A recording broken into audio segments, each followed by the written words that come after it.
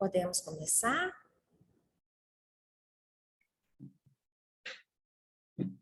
Podemos, Flavinha, palestrantes, Reblin.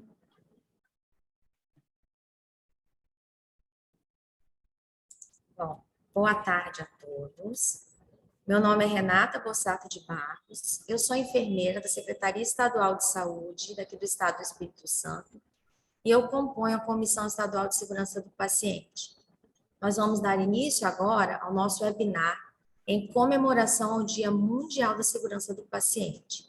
Informo a todos que nosso evento está sendo gravado para que, posteriormente, a nossa gravação possa ser disponibilizada para quem necessitar. O dia, só contextualizando, o Dia Mundial da Segurança do Paciente ocorreu agora no último dia 17 de setembro. A data ela foi criada pela Organização Mundial de Saúde e o tema da campanha desse ano é medicação segura. Esse tema, ele reafirma os objetivos do terceiro desafio global da segurança do paciente, que foi lançado pela Organização Mundial de Saúde em março de 2017.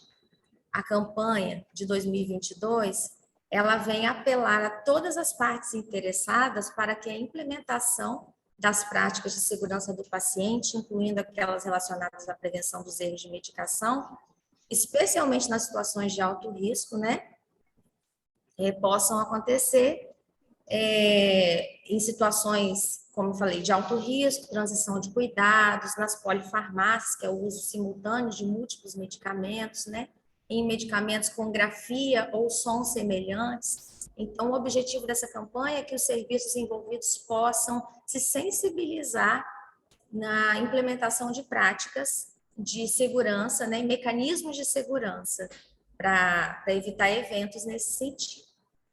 Nosso evento de hoje, ele tem a organização pela Comissão Estadual de Segurança do Paciente, em parceria com a Sobrasp, Sociedade Brasileira para a Qualidade do Cuidado e Segurança do Paciente, que está aqui representado hoje pela nossa moderadora, Flávia Portugal.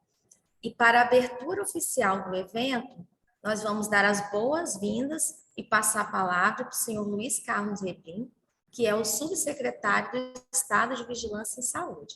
Reblin, muito bem-vindo, obrigado por estar presente aqui no nosso evento.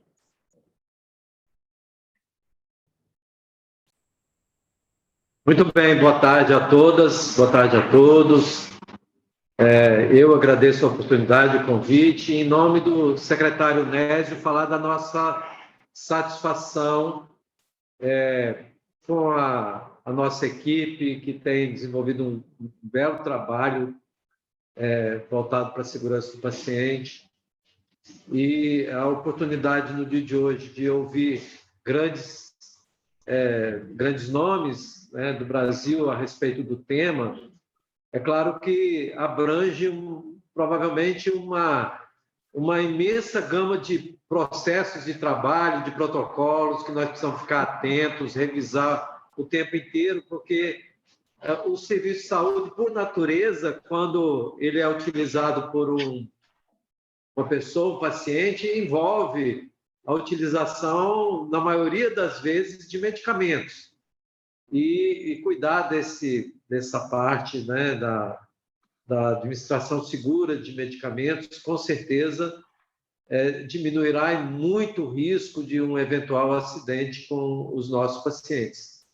Aqui no Estado, nosso secretário Nésio é muito afeto à inovação, a novas metodologias, a novos protocolos. E uma dessas questões, ela diz respeito à implantação de comitês em cada estrutura hospitalar. Isso já vem sendo tratado pelo nosso instituto, que é o ICEP, de Instituto de Ensino, Pesquisa e Inovação. Então, o propósito de, em cada unidade nossa, a existência de um comitê de prevenção. Nós estamos discutindo e tivemos a oportunidade, com o nosso gestor da vigilância, Juliano, de conhecer uma plataforma que já está em fase de uso e teste em alguns hospitais da nossa rede, voltado para a segurança do paciente. Então, acho que nós teremos um crescimento muito grande na capacidade de recolher informações a respeito de acidentes que ocorrem eventualmente com os nossos pacientes e adotar medidas para minimizar esse risco. Então, em comemoração ao dia, né, eu fico feliz que a equipe aqui ela trabalha com muito afinco e tem a oportunidade de promover esse encontro para debater esse tema. Eu vou ficar aqui atento, às vezes eu vou parar o vídeo, mas não vou sair da sala, pelo menos aqui no começo. A gente vai tratando de outros temas, mas vou prestar muita atenção. Muito obrigado pelo convite e um bom encontro para todos nós. Muito obrigado. Muito obrigada, Reblin. Bom, compondo a mesa, então, dando continuidade ao nosso evento, nós temos aqui representantes da Comissão Estadual de Segurança do Paciente, né? Eu, como já me apresentei no início, né? A enfermeira Renata. Temos a Débora Prates, ela é enfermeira também da Secretaria Estadual de Saúde. Ela atua na região norte. Dá um oizinho aí, Débora. Oi, boa tarde a todos. É um prazer imenso estar participando deste evento. Tenho certeza que vai somar muito aí com conhecimento, com as ideias compartilhadas, os relatos. Obrigada, Débora. A gente tem também a Chayane Kozlop. Chayane, ela é farmacêutica, também compõe a nossa Comissão Estadual de Segurança do Paciente. Dá um oizinho para a gente, Chayane. Boa tarde, fico feliz em participar desse momento, né? Com todos os hospitais, né, estabelecimentos de saúde do nosso estado. E eu atuo em Colatina, na Comissão Regional de Segurança do Paciente, na Superintendência. Boa tarde. Boa tarde, obrigada, Chayane. Representando a Comissão Estadual de Controle de Infecção e Serviços de Saúde, nós temos a enfermeira Mirela Anjos. Ela está aqui presente. Dá um tchauzinho para a gente, Mirela. Mirela? Acho que aconteceu algum probleminha. Ah, tá ali. Tudo bem, Mirela?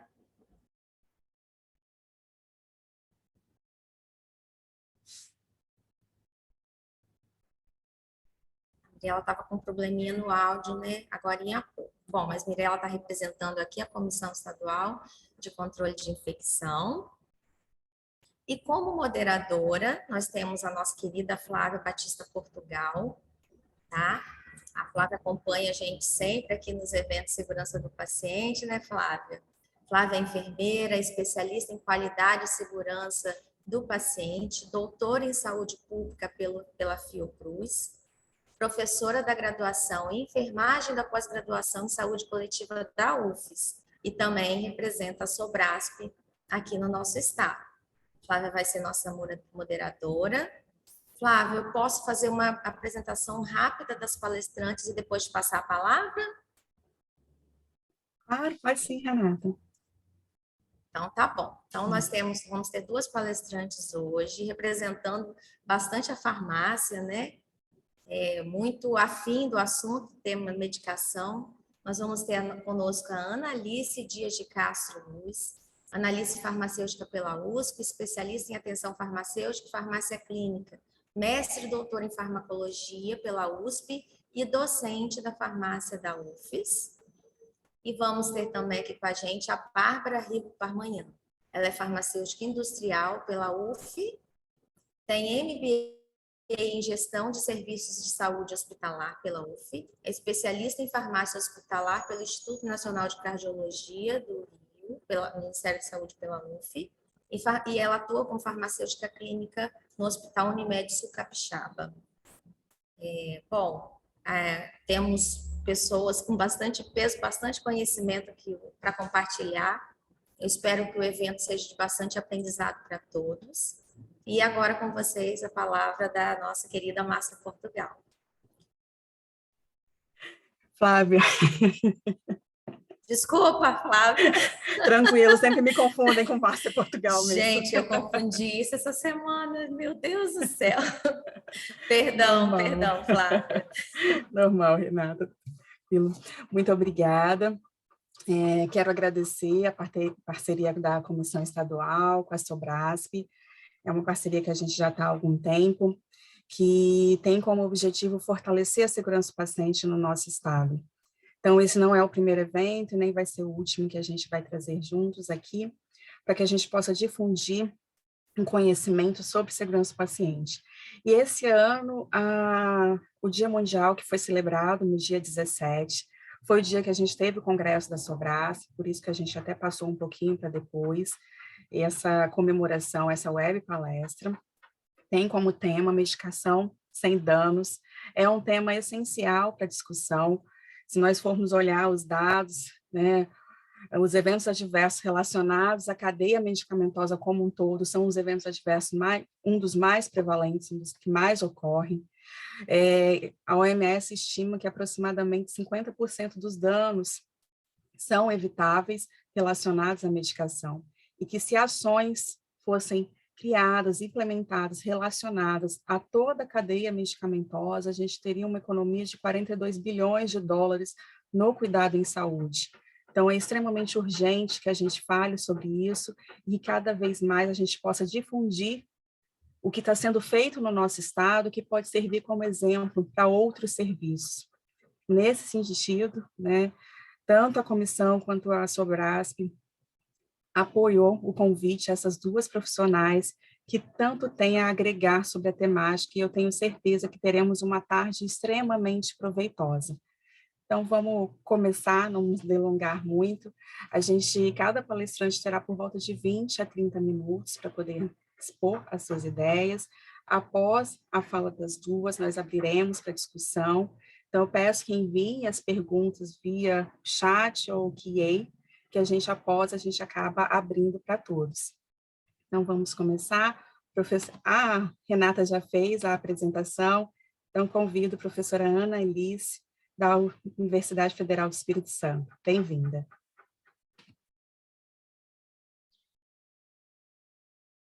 Boa tarde a todos. Mais uma vez, queria agradecer o convite e a possibilidade também de compartilhar, né, muitas das nossas ações, os resultados, né, do nosso trabalho que a gente tem realizado aqui no Hospital Roberto Silvares, né? Deixa eu compartilhar aqui a tela cheia. Está apresentando? Né? Então, pensando, né, nessa temática da medicação sem danos, então, a gente, nessa tarde, vai fazer um relato de experiência para contar, né, o que a gente tem feito e quais os resultados que a gente tem alcançado. Bom, quando a gente pensa em segurança de medicamentos, a gente precisa também considerar que a importância do medicamento na assistência à saúde. Né? Então, uma das nossas principais ferramentas no tratamento, no controle de doenças, elas envolvem o uso do medicamento. Né? E é inegável que existem benefícios associados ao uso do medicamento. Então, a gente tem a longevidade da população, a melhoria de qualidade de vida, tratamento de condições que antes as pessoas não tinham chance, né? Os pacientes não tinham chance de sobrevida frente a algumas doenças. E hoje o medicamento é um importante aliado nas terapias para poder superar esses problemas. Entretanto, existem os riscos associados ao uso do medicamento e um deles é o erro de medicação. Então, quando a gente considera a possibilidade de erros, né, tanto por parte de profissionais e também dos pacientes, né, dos usuários nos seus domicílios, né, nas suas residências, é muito grande o risco associado ao uso do medicamento, e estratégias precisam realmente ser desenvolvidas, implementadas e realizadas para poder reduzir esses problemas relacionados ao uso do medicamento. Então, pensando, né, já foi falado nessa questão do terceiro desafio global da segurança do paciente, proposto pela Organização Mundial de Saúde, que propõe que em 5 anos, né, se reduza pelo menos a 50% os erros relacionados ao uso do medicamento. Então, é uma estratégia que, aparentemente, é uma estratégia que ela é ambiciosa quando a gente considera a cadeia do medicamento, a cadeia terapêutica, né, o itinerário do paciente, mas ela é de extrema importância que nós abracemos essa causa para poder realmente alcançar níveis realmente seguros em relação ao uso do medicamento. Então, um desses desafios é o reconhecimento da complexidade da prevenção e da redução dos danos relacionados ao uso do medicamento, e também promoção de práticas de medicação segura, para prevenir erros e também reduzir esses danos relacionados a medicamentos. Então, quando a gente considera, por exemplo, países em que esses serviços são mais estruturados, como os Estados Unidos, e que têm dados e conseguem ter uma rastreabilidade maior, então tem estudos que mostram que pelo menos 1 milhão de pessoas nos Estados Unidos, por ano, sofrem algum tipo de erro, ter algum impacto, algum prejuízo relacionado ao erro de medicação. Então, se a gente pensa que nos Estados Unidos, né, que tem um sistema de saúde, uma sociedade que tem um controle em relação a dados maior, então isso pode ser a ponta do iceberg, porque muita coisa também pode não ser notificada ou não percebida. A gente, quando traz para o nosso cenário, a gente fica preocupado, né? Eu fico preocupada, é preocupante pensar no impacto desses erros e nas repercussões. Então, pede-se atenção, né? A OMS pede, informa que existem áreas de atenção, né? Então, as situações de alto risco, as transições de cuidado, não só fora do ambiente hospitalar, mas dentro do próprio ambiente hospitalar também, a transição de cuidado, ela existe e requer atenção, e a polifarmácia, tanto dentro quanto também fora do ambiente hospitalar. Então, nesse sentido, o Brasil tem o seu documento, né, é signatário também do OMS e também das ações relacionadas também ao uso em relação à segurança do paciente, e o nosso documento de referência, né, que é o Protocolo Nacional de Segurança do Paciente, propõe que é preciso reduzir ao mínimo aceitável o risco de dano desnecessário associado ao cuidado do paciente. Então, enquanto instituição, né, nós da UFES, né, nós temos um projeto chamado Qualidade, Avaliação dos Serviços e Segurança do Paciente na Assistência à Saúde, que é coordenado pelo professor Alexandre Moraes, e a gente chama de Qualis, né, Qualis Saúde, e muitas dessas ações, e essas ações desse projeto, elas são desenvolvidas no Hospital Roberto Silvares. Então, para aqueles que não conhecem, né, ou conhecem de longe, né, o Hospital Roberto Silvares, né, o HRAS, ele está localizado no município de São Mateus, aqui no norte do estado, e é um hospital de referência para a região norte do estado, né, para referência para 14 municípios, e também atende pacientes que vêm do sul da Bahia e também de algumas regiões de Minas. Então, ele tem como perfil, né, ele é de porta aberta, é referência para urgência e emergência, e atualmente conta com 330 leitos. Muitos desses leitos foram expandidos em função do Covid, que ele foi um hospital muito demandado nessa época para atendimento, para suprir essa necessidade da população frente aos cuidados que os pacientes com Covid demandavam. Então, temos a unidade de internação de clínica médica, pediatria, cirurgia, ortopedia, unidade mista de atendimento, UTIs e também o PSA. E tem os serviços de apoio, né, a essas unidades, e a farmácia é um desses serviços de apoio. Então, considerando o protocolo de segurança do paciente, ele é estruturado em 5 protocolos, né? Então, de identificação do paciente, cirurgia segura, prevenção de úlceras por pressão, prática de higiene em serviços de saúde, segurança na prescrição, uso e administração de medicamentos, e também prevenção de quedas. Então, o nosso grupo tem estratégias, tem trabalhos em cada um desses protocolos, né? E eu contribuo com o grande protocolo que a gente chama de medicação, né? De medicamentos, que é um protocolo grande, denso e muito desafiador. Então, nesse sentido, nós criamos subgrupos de trabalho, de atividades, para poder atender ao máximo, né, e cumprir algumas metas e contribuir ao máximo que a gente pode com o núcleo de segurança do paciente dentro do hospital. Então, eles foram divididos em prescrição, dispensação e administração. Em parte, para atender algumas das demandas do hospital, em relação, por exemplo, à administração de injetáveis e padronizar o preparo, né, e o uso de medicamentos injetáveis no hospital, nós elaboramos e entregamos para o hospital um manual de diluição de medicamentos injetáveis com os medicamentos que são padronizados na instituição. Mas também, em relação à dispensação, eu coordeno 2 projetos, né, que é um projeto de extensão e de pesquisa, que tem, que caminham, né, que se complementam, né, apesar de eles, a proposta, né, de execução ser um pouco diferente, mas eles caminham, se convergem, né, e eles são voltados para compreender e também avaliar o processo de dispensação na farmácia hospitalar, para que a gente consiga propor, né, identificar problemas, propor mudanças para poder contribuir e melhorar a qualidade da assistência e da dispensação que a farmácia hospitalar ela proporciona, ela fornece. Então, quando a gente pensa em dispensação de medicamentos, num contexto muito mais amplo, a gente pensa numa entrega de medicamentos, e quando a gente fala da dispensação de medicamentos fora do ambiente hospitalar, ela precisa ser uma atividade orientada, né? A gente precisa orientar, não só entregar o medicamento, mas também orientar o paciente, o cliente que vai receber esse medicamento. No ambiente hospitalar, a gente não tem contato com o paciente, com o usuário final, né? Mas nem por isso diminui o impacto ou a possibilidade de benefícios ou de problemas que essa atividade pode causar. Por definição, a dispensação de medicamentos, ela é uma atividade farmacêutica de distribuir um ou mais medicamentos ao paciente, geralmente como resposta à apresentação de uma prescrição elaborada por um profissional autorizado, no caso aqui, considerando o contexto hospitalar, no caso médico.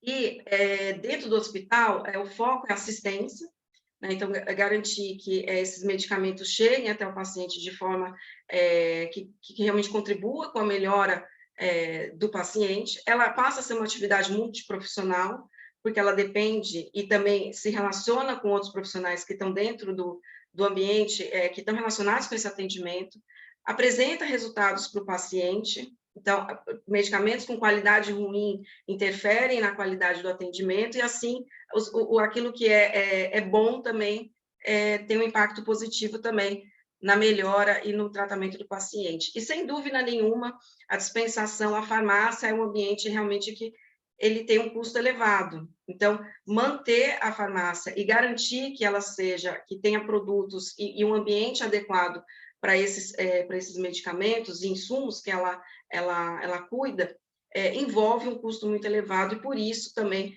tem uma questão de farmacoeconomia que é associada à atividade da dispensação, que também não pode ser desconsiderada. Bom, o que nos preocupa? O que nos move a fazer e desenvolver atividades pensando na segurança do paciente dentro do contexto da dispensação? Medicar é um processo que envolve pelo menos 3 profissionais. Então, o prescritor, o farmacêutico e a enfermagem. E a entrega de um único medicamento pode envolver diversas etapas, e a cada uma aumenta exponencialmente a possibilidade de erros. Então, quanto mais medicamentos o paciente tiver na sua prescrição, maior a chance de erros acontecerem. E a gente fala em erros, não só erros em relação à dispensação, mas interação, administração, então uma variedade de condições que podem prejudicar o paciente. Então, nesse sentido, a gente, enquanto grupo, foi avaliar o impacto disso. O que está acontecendo com a dispensação nesse ambiente? Então, os objetivos do projeto é compreender os procedimentos relacionados à dispensação de medicamentos pela farmácia de um hospital público estadual, no caso aqui, o HRAS, com o intuito de melhorar a qualidade do processo e contribuir com a segurança do paciente. Então, como características dessa farmácia hospitalar, ela apresenta um sistema misto de dispensação. Então, alguns medicamentos são dispensados por via individualizada, né? Então, sai realmente uma sacola para o paciente com os seus medicamentos, mas alguns medicamentos, como xaropes, suspensões, pomadas, formas farmacêuticas em que é difícil fracionar nesse momento, não são dispensados dessa forma, e sim, no coletivo, são dispensados para a enfermaria, assim como os insumos. Então, a estrutura em termos de atividade profissional é dividida em plantão diurno e noturno, né? E eles se dividem também em relação ao atendimento dessas unidades de internação. O plantão diurno atende a clínica médica, hospital dia e os demais, as demais unidades, o plantão noturno exclusivamente atende UTI, em que a prescrição sai por volta da meia-noite. Bom, então o fluxo de atendimento funciona, né, a partir da visita do médico ao paciente, a avaliação dele, né, então ele prescreve no sistema, então é um sistema informatizado, então isso também minimiza, diminui muito erros relacionados à leitura da prescrição. Então, na farmácia, o farmacêutico faz a triagem dessa prescrição, faz a avaliação, faz algumas correções quando são necessárias, ou entra em contato com o prescritor ou com qualquer outro profissional para tentar resolver problemas que são detectados nessa prescrição, e encaminha para a dispensação que vai ser realizada pelos técnicos. Os técnicos de farmácia, eles vão, a partir dessa prescrição, fazer a separação desses medicamentos que são prescritos, vão acondicionar em sacolas que têm identificação, que são etiquetados, que também é uma etiqueta impressa, né? E junto com os medicamentos, nessa sacola vai a prescrição que foi atendida. Essa sacola, ela é armazenada dentro de uma caixa que é identificada, uma caixa plástica, que é identificada com a unidade que o paciente está internado, e quando solicitado, né, pela enfermagem ou pela secretária de clínica, entrega essa caixa nos horários que são programados para algumas clínicas. E a enfermagem também compete à administração do medicamento. Então, como que nós avaliamos a dispensação dessa farmácia? Então, depois que esses medicamentos já estavam nas caixas, nós pegamos as caixas e fizemos uma nova conferência. Quer dizer, fizemos uma conferência, né? Então, a gente fez a dupla checagem. Então, conferia-se com aquilo que estava prescrito, com aquilo que a gente encontrava dentro das sacolas. E aí, a gente fez essa avaliação no período de setembro a novembro de 2021, né? Então, houve um período em que a gente precisou treinar os alunos envolvidos com essa atividade, e depois disso é que realmente a gente começou a contar como período realmente de coleta de dados. O horário era entre as 7 e as 11h30 da manhã, que eram onde estavam a maior parte das dispensações para o hospital. As unidades avaliadas foram a clínica médica e a UTI, e foram avaliadas também as equipes, né? Então, tanto de plantão diurno quanto noturno, plantão par e ímpar. Bom, o que nós observamos? Então, do total de prescrições avaliadas, foram 192 no período analisado. Então, foi considerado que uma prescrição corresponde a um paciente. Desses, havia um total de 2.001 medicamentos prescritos, então, a gente tinha uma média de 10,42 medicamentos por prescrição, sendo que a prescrição que continha o menor número de medicamentos era de 2, e o maior número de medicamentos eram 23. Para avaliar esse erro de dispensação, então, nós avaliamos, nós contamos, fizemos a avaliação e colocamos o número de prescrições contendo erro, dividido pelo número de prescrições atendidas, multiplicamos por 100 para poder ter uma porcentagem. Então, nós obtivemos que, das prescrições com divergência, ou seja, aquela que continha algum tipo de erro, eram 82, que corresponde a 42,71%. E prescrições sem divergência, ou seja, sem erros, eram 110, o que corresponde a 57,29% das prescrições atendidas. Então, quando a gente olha esse número, a gente está aferindo que para cada 10, né, então, pacientes atendidos, pelo menos 4 estão com algum tipo, a prescrição, o paciente está sendo vulnerável a pelo menos um tipo de erro. Isso sem considerar as possibilidades ainda de erro. Então, a gente foi olhar também aqui, o tipo de erro que acontecia. Então, para a gente poder analisar o que está acontecendo, para depois também traçar estratégias para poder minimizar e corrigir eventuais erros. Então, para fazer essa análise, a gente documentava essas informações numa tabela em que continham informação da data, unidade de internação, paciente, número de medicamentos prescritos, informações sobre o medicamento envolvido, que foi encontrado com divergência, qual foi a conformidade não detectada, que é classificada conforme a tabela, essa tabela, e o que foi feito para resolver esse problema, né? Qual foi o desfecho em relação a esse erro. Então, só para ilustrar como é que ela fica preenchida, então, a data, né, a unidade de internação, o nome do paciente que foi suprimido, o número de medicamentos prescritos, qual deles está envolvido, a conformidade, a inconformidade, o que foi feito e quem era responsável por aquela avaliação. E nós observamos que 28% dos erros, eles envolviam uma quantidade inferior à dispensada. Então, existia na sacola uma quantidade menor do que foi prescrita. Em 24% dos pacientes, das sacolas, tinha uma quantidade superior à dispensada. Então, por exemplo, tinham 3, estava prescrito 3, foi encaminhado 4, 5 medicamentos, por exemplo. 18% dos erros envolviam omissão, em que o medicamento não foi colocado dentro da sacola. Então, nessa situação, foi considerado como omissão os casos em que não foi colocado e não havia justificativa, por exemplo, como falta do medicamento ou qualquer outra condição para a qual esse medicamento não estava lá. A falta do medicamento ocorreu em 12% e foi considerado como tipo de erro porque, em algumas condições, é possível substituir o medicamento em falta e não foi tomada nenhuma medida para poder tratar ou substituir aquele medicamento ausente. E outras condições que envolvem desvio de qualidade, agora fugiu aqui, são outros erros que apresentaram uma porcentagem menor que, no conjunto, apresentam 28%. Mas é importante a gente pensar que problemas de quantidade parece que eles são pequenos, mas eles não são, né? Então, quando eu falo em quantidade menor, a gente está pensando que o profissional precisa voltar na farmácia para poder retirar mais, e também, às vezes, por uma questão de não observância, esse paciente pode tomar menos. A quantidade superior é um outro problema, porque isso pode levar a acúmulo de medicamento na enfermaria, na unidade de internação. E a gente perde a rastreabilidade, a gente perde o controle, enquanto farmácia, quando esse medicamento está fora da farmácia. Então, são questões que elas são importantes e são passíveis, na maioria das vezes, de prevenção. Então, quando a gente olha para o erro, principalmente a magnitude do erro, errar é humano. Somos humanos, somos passíveis ao erro, e onde existe o ser humano vai ocorrer o erro. Mas existe algum nível aceitável de erro?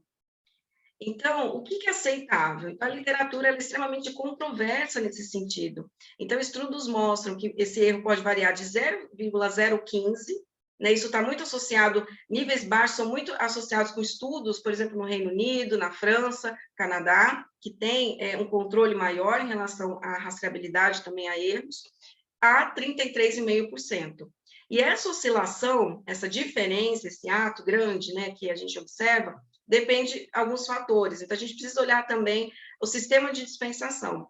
Sistemas coletivos de dispensação, onde o medicamento é entregue, né, dispensado para a enfermaria e não para o paciente, acabam também facilitando, favorecendo os erros de dispensação. E não só isso, mas também a questão do erro também de administração. Então, quanto mais próximo, né, a gente consegue entregar para esse paciente, mais individualizado, menor a probabilidade de erros. A forma como eles são classificados e como os estudos são conduzidos.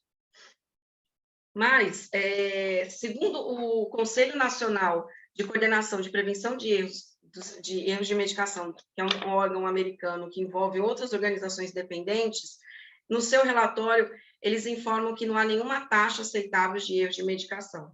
Parece duro, né, você dizer que não há nenhuma taxa, mas quando você pensa na repercussão e pensando que algum paciente pode vir a óbito em função de um erro de medicação, é plausível esse tipo de afirmação.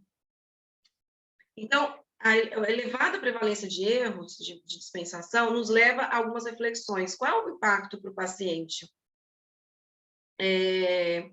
Qual é o impacto também para outros profissionais? Será que o erro de dispensação, ele também está induzindo erro em outros profissionais? Será que a enfermagem também está sendo induzida a um novo erro? Porque houve um erro prévio? A questão do retrabalho e novos erros de administração. Então, algum profissional vai precisar sair da sua unidade, parar o que está fazendo, sair da sua unidade de trabalho, unidade de internação, e até a farmácia para poder corrigir um erro. E quem está na farmácia precisa parar o que está fazendo para poder corrigir esse erro. Então, tempo também custa dinheiro. Então, as pessoas, às vezes, estão em outras, fazendo outras atividades, são interrompidas, e, ao retornar, elas podem produzir um novo erro. E o custo financeiro associado a isso, pensando, considerando que a farmácia é uma unidade onde gerencia, centraliza uma verba importante dentro do hospital, e quanto mais esses problemas acontecem, mais a verba, mais o dinheiro realmente acaba sendo gasto de maneira que poderia ser otimizada para outras questões, inclusive melhorar a assistência ao paciente. Então, considerando esse cenário, o que fizemos, né? A primeira coisa foi discutir os resultados, mostrar, né, discutir com gestores, né? Então, a direção, a gerência de enfermagem também da farmácia, núcleo de segurança do paciente, núcleo de educação permanente também da gestão da qualidade, estavam nessa reunião onde a gente mostrou esses dados que a gente obteve, e outros dados também obtidos. E também com a equipe da farmácia especificamente, que era uma equipe importante para poder, um ator importante nesse processo de mudança, né? Então, os farmacêuticos, os técnicos e demais colaboradores da farmácia. Bom, o que fizemos, né? Então, a gente foram traçadas medidas a médio, curto, médio e longo prazo. Então, de imediato, o que naquela época já foi organizado? Então, a descentralização da dispensação de áreas com demandas específicas. Então, foram implantadas farmácias satélites no pronto-socorro e também no centro cirúrgico. Então, aqui é uma imagem da farmácia satélite no pronto-socorro, né? Hoje ela é relativamente pequena, mas já existe um projeto já de expansão dessa farmácia para poder abrigar também materiais, e a farmácia no centro cirúrgico, né? Então, isso também minimizou erros e também tem tido um impacto muito positivo na questão financeira do hospital. Além disso, na farmácia central, né, houve uma redução do estoque local, né, implantação de contagem e manutenção de uma concentração máxima de cada produto na farmácia, e também reorganizar parte do processo de trabalho. Também fizemos um piloto para fazer dupla checagem como rotina, né? Então, nesse piloto, uma enfermeira e um profissional da farmácia também faziam essa checagem novamente e as eventuais correções. E também foi bem interessante o resultado, porque observou-se também já uma redução de erros importante, principalmente quando a gente pensa pensando na possibilidade de induzir um erro em outro profissional, como, por exemplo, o profissional de enfermagem. Bom, o que ainda estamos por fazer, né? O que ainda faremos? Quais são as próximas etapas e desafios? Então, em relação à própria equipe, fazer treinamentos, né? Inclusive para ampliar a compreensão do impacto, da importância da própria farmácia dentro desse ambiente, dentro dessa farmácia, dentro desse hospital, perdão. Então, é uma característica dessa equipe, né? Eu falo em promover mudança de cultura, é que eles se sentem apartados do hospital, e a gente vê isso em outras farmácias dentro de hospitais.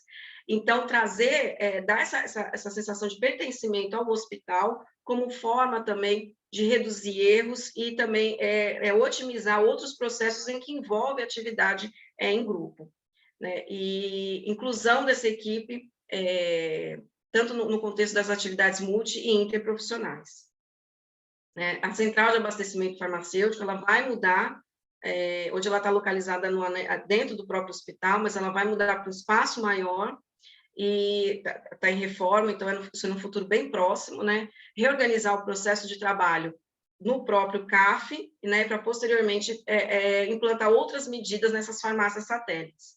Reorganizar o estoque de medicamentos para facilitar a visualização e outros controles que são necessários, e a aquisição de equipamento para instalação de uma sala de fracionamento de medicamentos, né, para que eles saiam do CAF já identificados, já fracionados, para serem dispensados na farmácia central e também nas unidades, nas satélites. Na estrutura física, então, a mudança para o espaço maior, a farmácia central vai para... acho que até o fim do ano a gente consegue essa mudança, que precisa fazer adaptações no espaço previsto, que é hoje o atual refeitório, para reduzir a circulação de pessoas e também outros fatores ambientais que contribuem para os erros de dispensação.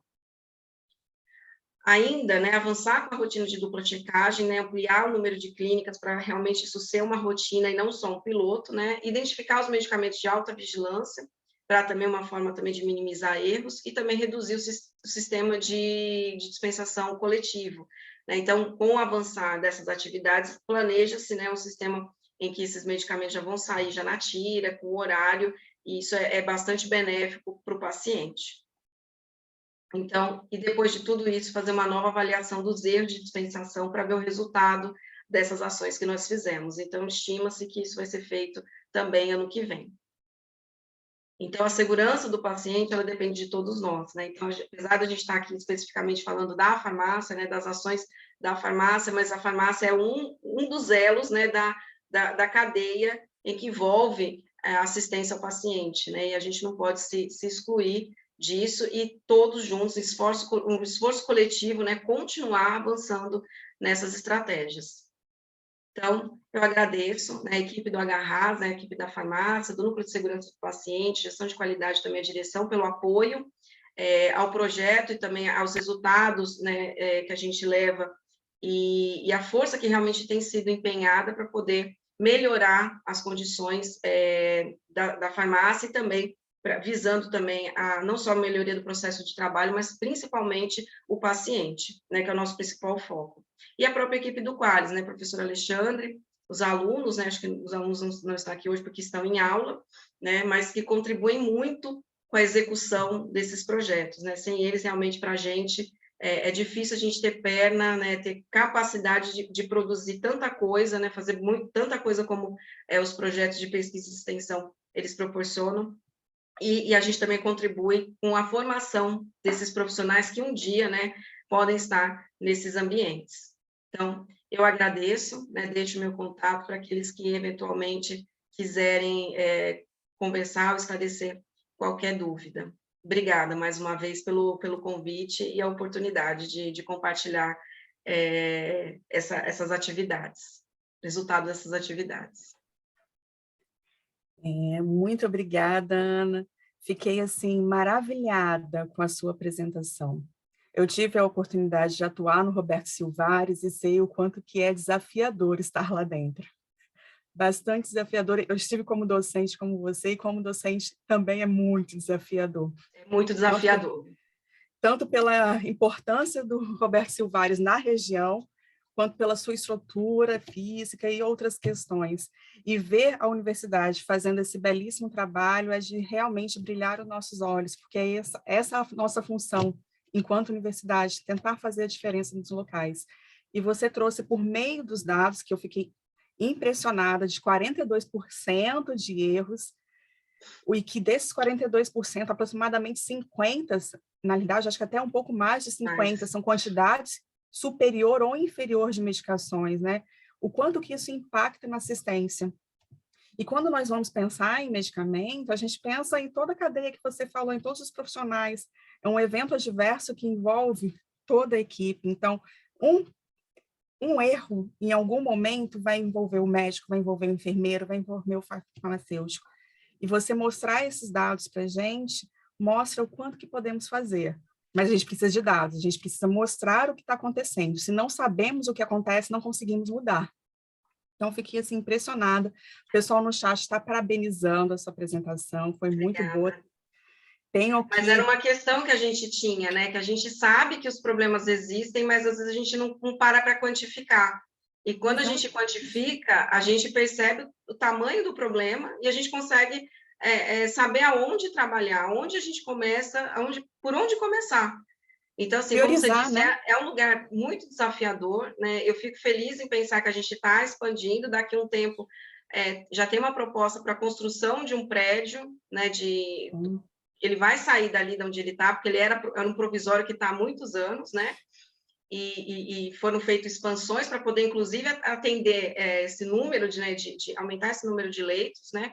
E a gente vai ter uma outra possibilidade ali. Meu sonho como farmacêutica, né, acho que todos vão compartilhar comigo, é o serviço de farmácia clínica ali, para poder estar mais perto das unidades e também atuar mais junto dos profissionais para minimizar também mais erros e contribuir mais com a assistência que é prestada. Mas é um sonho, né? Eu sou uma pessoa que não desiste fácil das coisas e a gente está na luta, né? Mas a gente tem conseguido, e olhar para esses dados me fez pensar que o quanto a gente já conseguiu avançar. A Débora fez parte, né, de parte desse trabalho, sabe, né, o quanto a gente trabalhou, o quanto a gente lutou, né, mas a gente vai avançar mais. Eu espero, no outro momento, chegar aqui e contar que realmente reduzimos e que avançamos.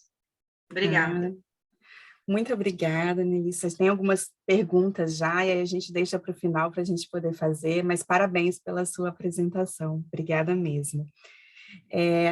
Queria registrar, né, um agradecimento à Nájila, coordenadora estadual de segurança do paciente, que tanto nos apoia, que apoia o serviço, que está sempre na construção desses eventos junto com a Sobrasp e com os demais membros da comissão. Agradecer também a presença da Cristiane, da Regional Sul, também membro da comissão. Muito obrigada, Cris, pela presença. Então, vamos dar continuidade, convidar, então, a farmacêutica clínica da Unimed Sul Capixaba, Bárbara Rigo. O seu sobrenome é difícil, Bárbara. Armanhã. Armanhã, não é fácil igual o meu Batista, né? Ótimo, muito bem, seja bem-vinda, Bárbara, vai ser um prazer te escutar. Deixa eu projetar aqui. Boa tarde, pessoal. Primeiramente, queria agradecer a presença de todos que estão aqui. Acho que vai ser muito legal essa troca de experiência que a gente vai fazer agora, né, com a Ana, que já ajudou, já mostrou para ela como que em relação ao hospital onde ela aplicou esse projeto, é o pontapé inicial, né? E aí a gente vai fazer um relato de experiência do que a gente tem atualmente aqui na Unimed Sul Capixaba, né? Vamos projetar aqui, só um instantinho.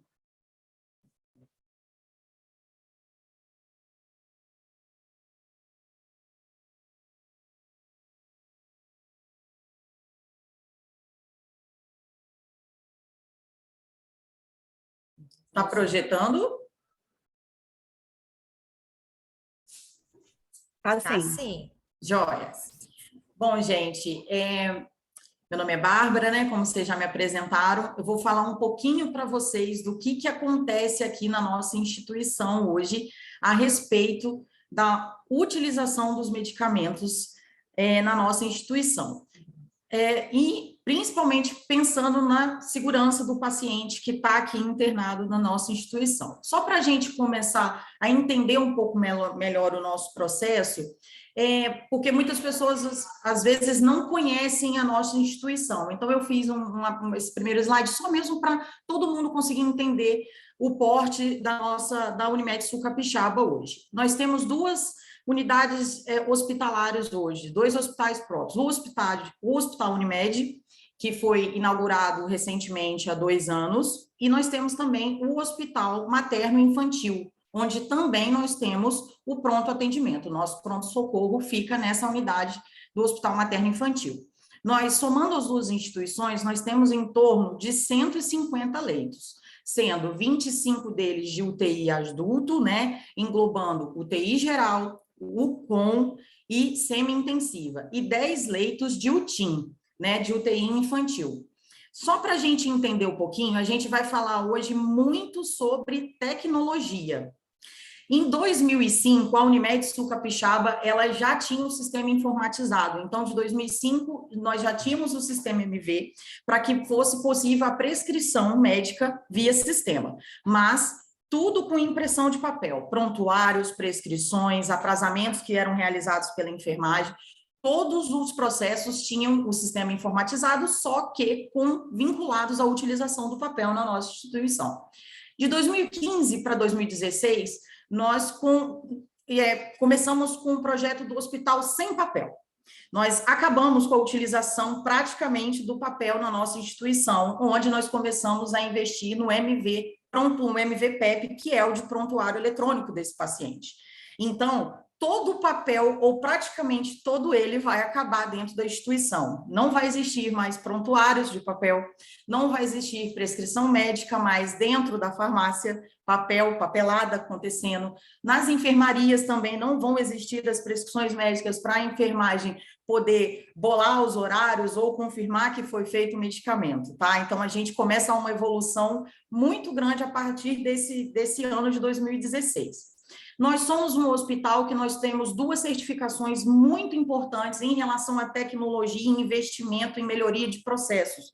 Nós temos a certificação ONA, já somos nível 3, que é o nível máximo, que é o nível acreditado em excelência, e essa certificação ela vai ajudar muito no nosso desenvolvimento da segurança dos nossos processos, na gestão integrada do nosso cuidado e na nossa maturidade institucional, porque foi um ciclo. A gente começa do 1, e do 1 já tem muita coisa para fazer, e vai assim atingindo esse nível, e a gente foi atingindo essa maturidade com o tempo.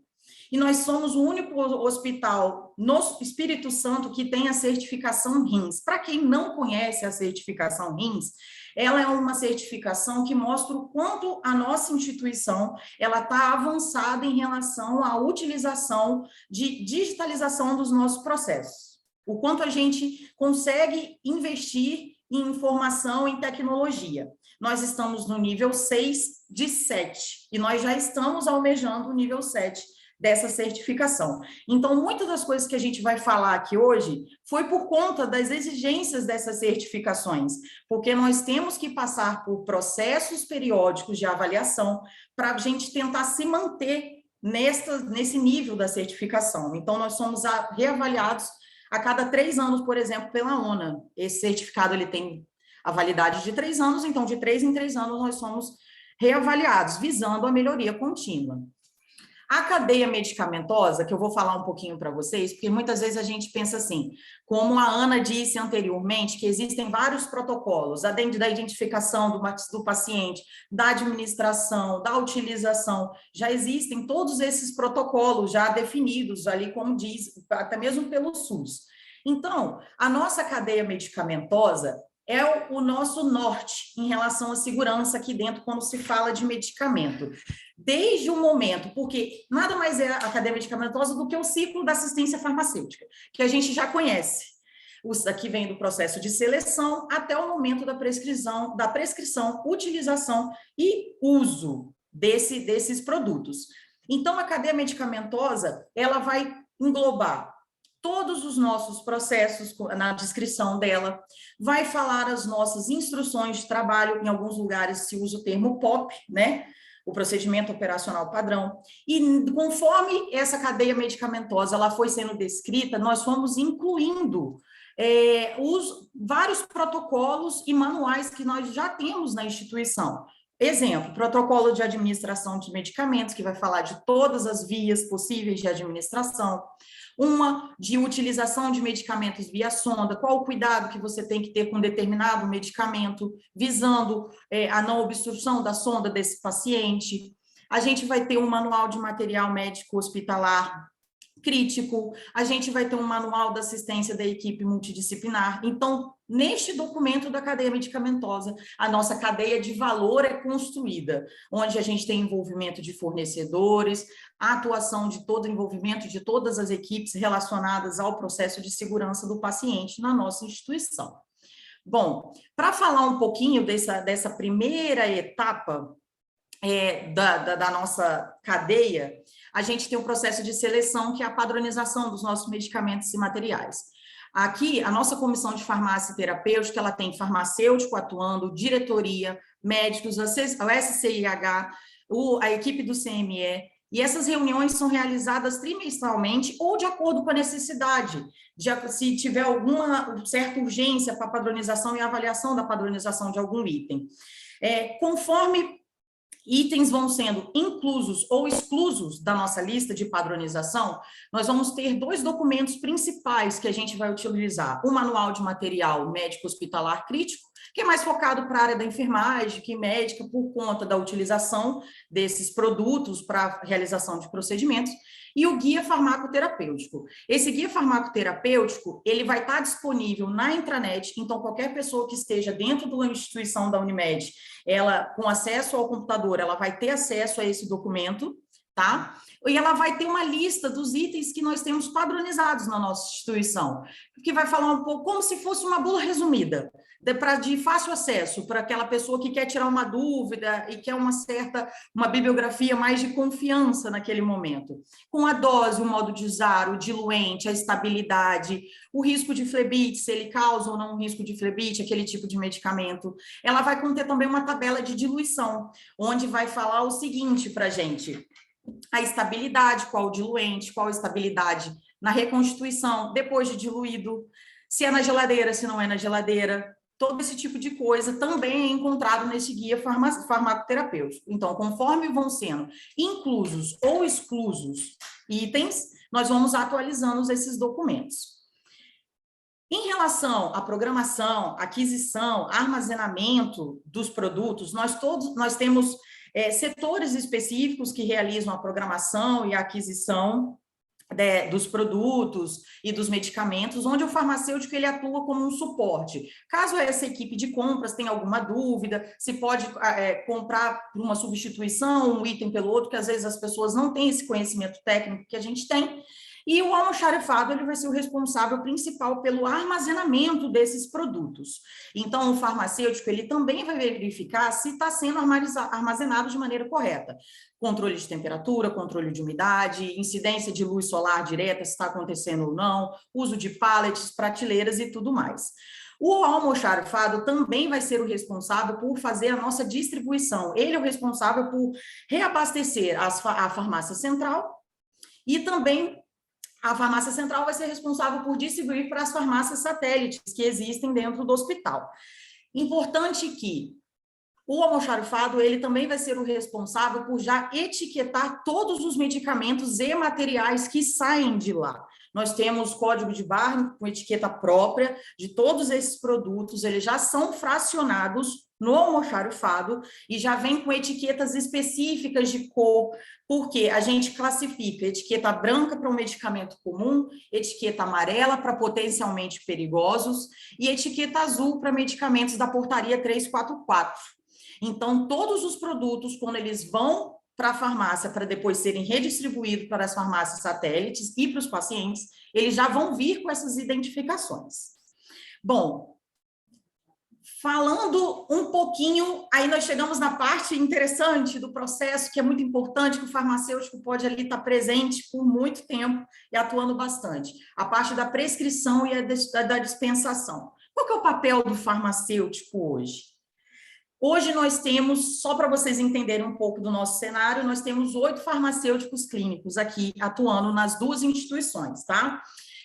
Nós temos 100% das prescrições avaliadas antes do momento da dispensação. Então, nenhuma receita do médico pelo sistema, e lembrando que isso não existe papel, a partir do momento que o médico ele prescreve lá na UTI e ele fecha a prescrição do paciente do dia, ela vai cair numa tela específica para o farmacêutico fazer essa avaliação. Então, o farmacêutico ele vai analisar a dose, a posologia, se tem ambiguidade nessa prescrição que gera dúvida, se tem duplicidade, e nós vamos evoluir algumas dessas prescrições, caso necessidade. Nós temos alguns critérios para fazer a evolução, mas se por um acaso a gente realizou alguma intervenção, a gente vai evoluir. E o que acontece? Nessas evoluções que nós fazemos, se houve algum tipo de erro na prescrição ou qual foi a necessidade de ajuste, a gente já consegue marcar qual foi o tipo de erro, medicamento prescrito em duplicidade.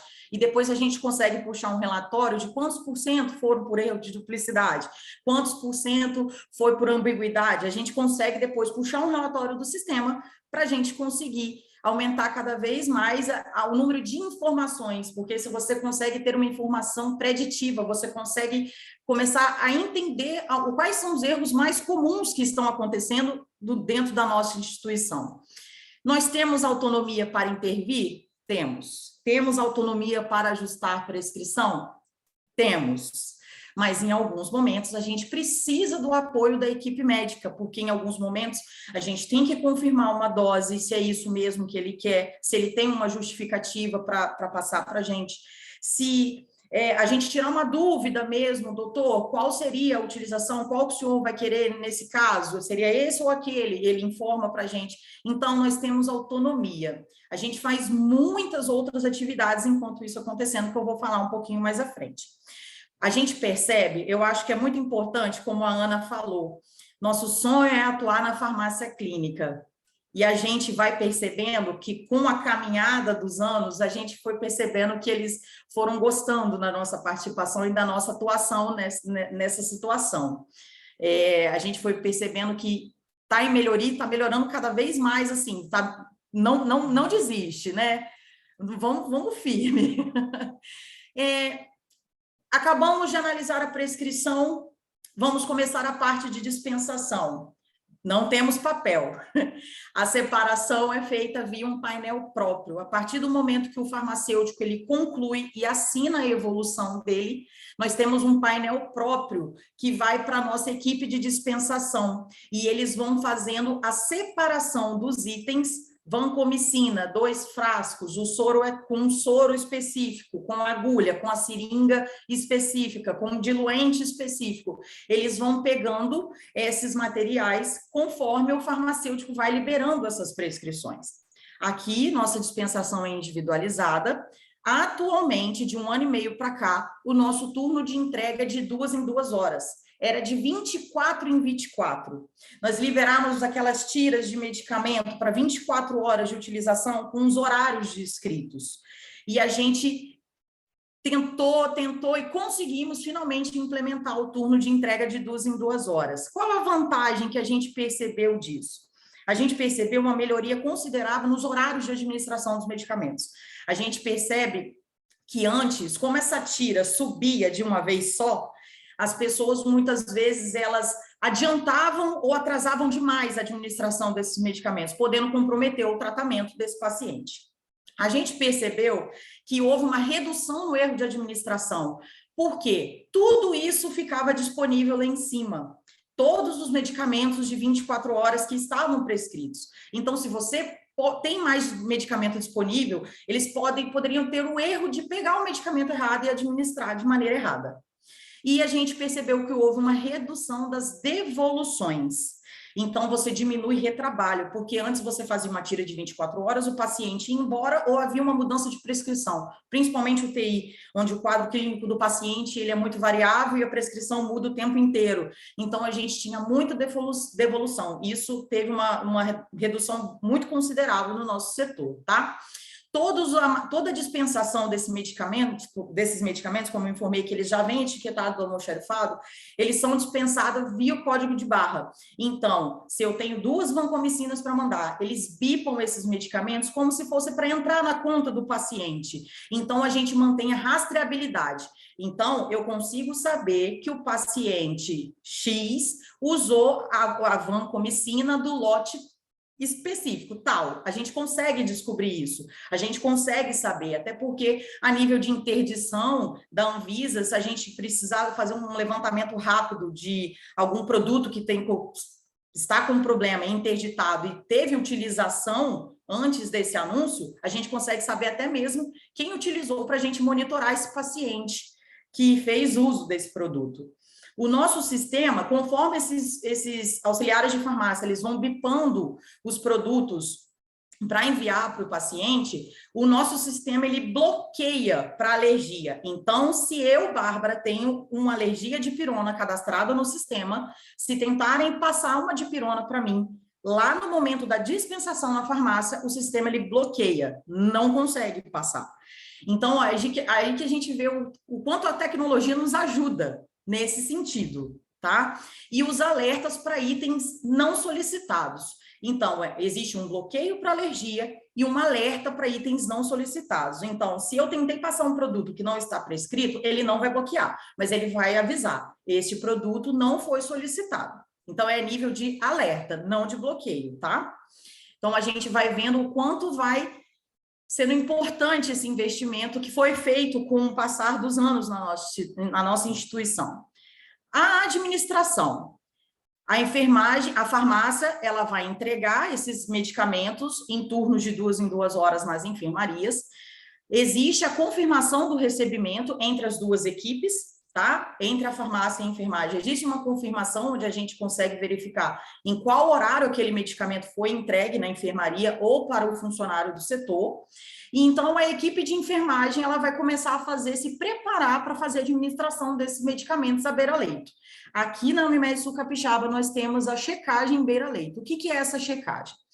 Anteriormente, nós tínhamos talvez um técnico de enfermagem que seria o responsável por fazer a preparação dos medicamentos e ser responsável por administrar aqueles medicamentos na equipe.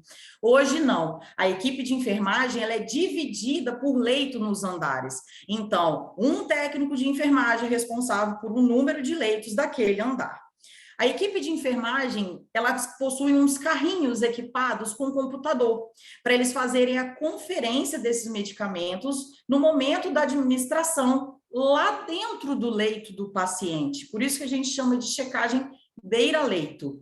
Então, vai haver uma conferência antes do cuidado desse paciente, e a segurança, ela vai aumentando cada vez mais, e vamos criando barreiras para evitar algum tipo de erro de administração. Então, no momento que ela chega no quarto, ela vai bipar uma pulseira de identificação do paciente que ele recebeu no momento da internação dele, na recepção. Ela vai fazer a leitura do código de barra da pulseira desse paciente e também vai fazer uma conferência verbal, informando o nome, perguntando se o nome desse paciente é aquele.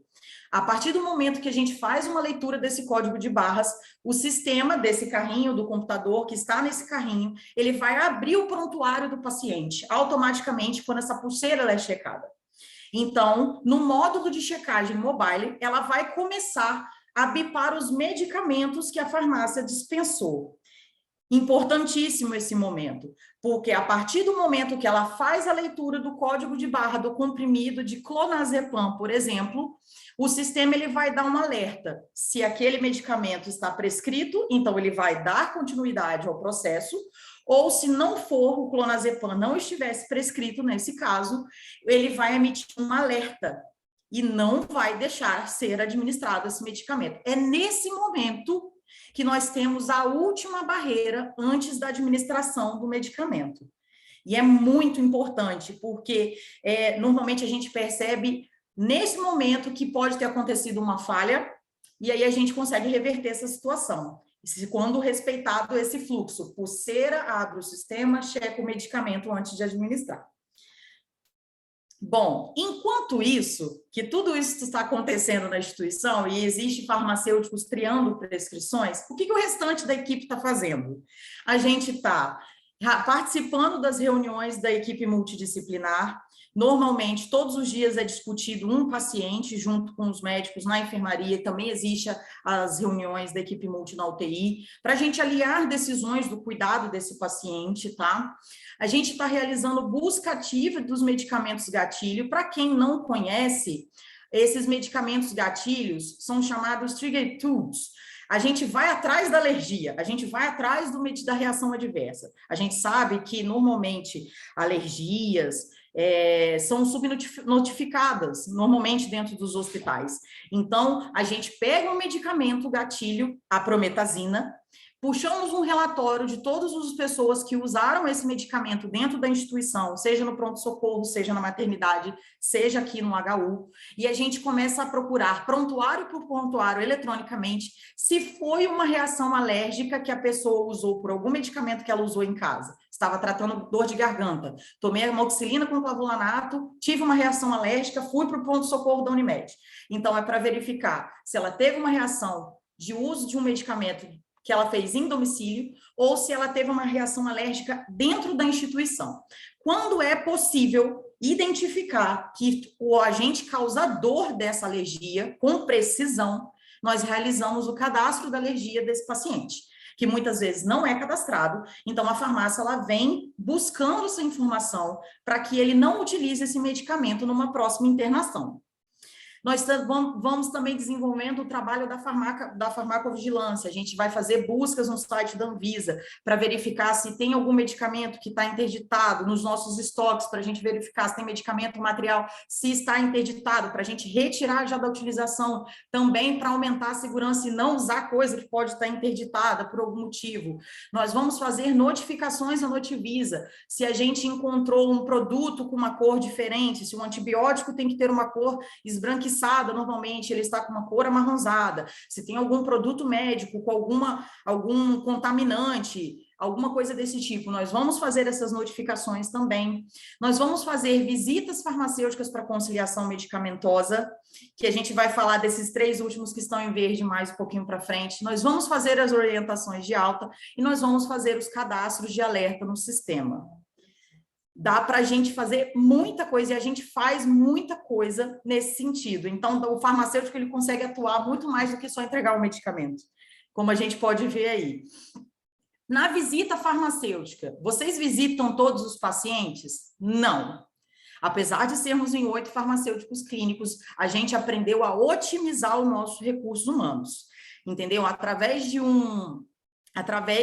de artigos que a gente foi lendo, a gente foi criando critérios para a gente eleger os pacientes que vão ser visitados. Então, atualmente, nós visitamos os pacientes que têm prescrição de algum medicamento não padronizado, para a gente verificar se ele tem medicamento no leito, evitar uma dupla administração desse paciente, aí o médico está com ele prescrito, ou o paciente está com ele no quarto também, fazer uma dupla administração. Então, a gente, para evitar esse tipo de problema, nós vamos visitar pacientes que têm medicamento do paciente prescrito. Então, aqui a gente utiliza, às vezes, em algumas situações, medicamento que ele já faz uso, que não é padronizado na instituição. Então, nós utilizamos, sim. Então, nessa conciliação medicamentosa que nós realizamos, a gente faz um confronto entre os medicamentos que essa pessoa faz uso em domicílio com o que está prescrito aqui no hospital. E nós vamos verificar dose, posologia, quantidade, validade, porque muitas vezes, gente, parece ser uma coisa surreal, mas não é. Muitas vezes a gente vai verificar esses medicamentos no quarto do paciente e eles estão vencidos. E a pessoa não se atentou a isso e está fazendo uso daquilo vencido. Então, a gente também verifica a validade. Todos os dias, nós imprimimos etiquetas no nosso sistema para colar na caixinha desses medicamentos desses pacientes, para que a enfermagem também consiga fazer aquela checagem beira-leito, para também garantir o uso correto desse medicamento, para que não seja utilizado no horário errado, porque o sistema também vai verificar esse tipo de informação.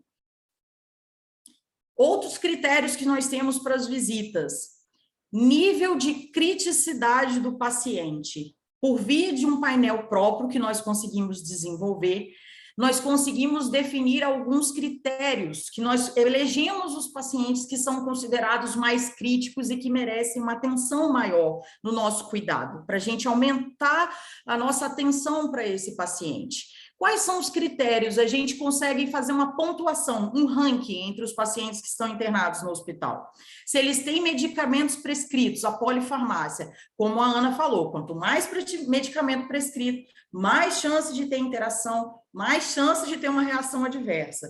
Então, o que acontece? Se ele tem 9 ou mais medicamentos prescritos, ele vai ganhar 1 pontinho na avaliação. Se ele tem mais de 3 medicamentos prescritos e intravenosos, mais 1 pontinho na avaliação. Interação gravíssima, se ele tem alguma interação gravíssima, mais 1 pontinho. Se ele tem medicamento potencialmente perigoso na sua prescrição, mais 1 pontinho. E a idade, nós pegamos os extremos.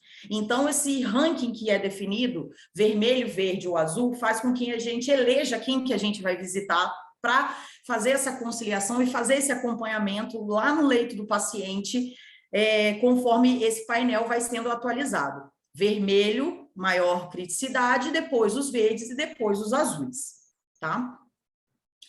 Orientação de alta. A gente acredita que, além de toda essa tecnologia que a gente está dizendo, que a gente usa a nosso favor, a promoção da saúde também é uma forma da gente aumentar a segurança do paciente hoje em dia. E a nossa preocupação é: a pessoa vai aderir ao tratamento depois que ela sair daqui? Se ela não aderir a esse tratamento corretamente, se ela não fizer o uso correto desse medicamento, que ela já faz uso, ou que ela vai ter que usar algum novo depois desse processo de alta, ela pode nos causar problema, ela pode ter uma piora no seu tratamento, no seu quadro clínico, e ela retorna. E não é isso que a gente quer. A gente tem que pensar em custo. É um custo, é uma ocupação de um leito. Então, o que a gente faz? Vamos fazer orientação de alta para também promover a saúde. Também temos critérios. Idosos, acima de 60 anos, nós, quando o paciente ele tem algum dispositivo inalatório prescrito, até mesmo pela dificuldade que é para fazer o uso e a administração do medicamento nesses casos, se ele tem algum medicamento com receituário especial, no caso antibiótico, ou algum medicamento da portaria 344, ou se ele tem algum medicamento potencialmente perigoso prescrito, insulina, um anticoagulante, um analgésico opioide, se ele cai no nosso critério, nós vamos no quarto para fazer essa orientação de alta, já com o receituário que o médico já definiu que ele vai ter que fazer com os medicamentos que ele vai ter que fazer uso em casa. O que a gente normalmente orienta? São coisas básicas e que, surpreendentemente, as pessoas ficam chocadas com as informações e com as orientações que a gente dá. Função dos medicamentos, que parece algo, nossa, mas será que ele não sabe? O médico não explicou? Não, a gente vai explicar para ele. Este é para dor, este é para dor mais intensa, esse é para evitar a formação de trombo. A gente tenta fazer uma informação, uma orientação muito simples para esse paciente. A gente também orienta, se for necessário, de medicamentos que ele já faz uso em domicílio, porque muitas vezes eles também não sabem por que eles estão usando. A gente tenta definir o horário com o paciente, qual que com ele, para ter uma melhor adesão e eficácia do tratamento, principalmente antibióticos. Eu já tento alinhar com esse paciente. Qual vai ser o horário? 10 da manhã, 10 da noite? Religiosamente, durante 7 dias. A gente tenta definir e explicar para ele que tem que ser concluído o tratamento desse antibiótico. Ingestão adequada de água. Sim, eles ficam chocados quando a gente informa que goladinha não serve. É impressionante, e assim, o quanto o básico é importante ser informado, tá, gente? A gente também explica sobre a validade dos receituários de antibiótico 10 dias e dos medicamentos controlados. E a gente explica também sobre armazenamento e descarte adequado, né? Se a pessoa tiver uma caixinha de medicamento, normalmente em casa, a gente explica onde ela pode ser armazenada ou não e como deve ser descartado esse medicamento, tá? Alertas e informações do sistema. Quais são os alertas que atualmente o sistema ele oferece para o farmacêutico no momento da prescrição, que ele mostra para o médico no momento que ele está prescrevendo e que mostra para a equipe de enfermagem que está lá na ponta também administrando esses medicamentos? Nós temos o alerta de alergia, tá? A interação medicamentosa grave. Normalmente nós usamos como base de dados o Micromedex e o Medscape, tá? Para a gente fazer a alimentação do sistema em relação a esses dados. O Micromedex, a gente usava a versão do Conselho Federal de Farmácia, que estava disponível até pouco tempo atrás. O Medscape, ele é gratuito. Então, qualquer pessoa pode pesquisar se existe interação entre um medicamento e outro pelo Medscape, tá? Interações medicamentosas gravíssimas. Caso ocorra um tipo de interação como essa, ela é bloqueada no momento, existe um bloqueio no momento que o médico está tentando prescrever 2 medicamentos que gerem essa interação. Ele vai ser impedido de prescrever? Não, mas exige uma justificativa para aquilo que está sendo prescrito, tá? Um exemplo, o uso de anticoagulantes em conjunto. É um dos exemplos que a gente tem de interação gravíssima dentro do nosso sistema. Nós temos alerta de medicamento-alimento, quando existe interação, por exemplo, fenitoína, prolopa, eles vão emitir alertas para a gente afastar da alimentação, a gente consegue aprazar horários longe da alimentação, dos horários de refeição definidos pelo hospital. Nós temos alertas de sub- e superdosagem.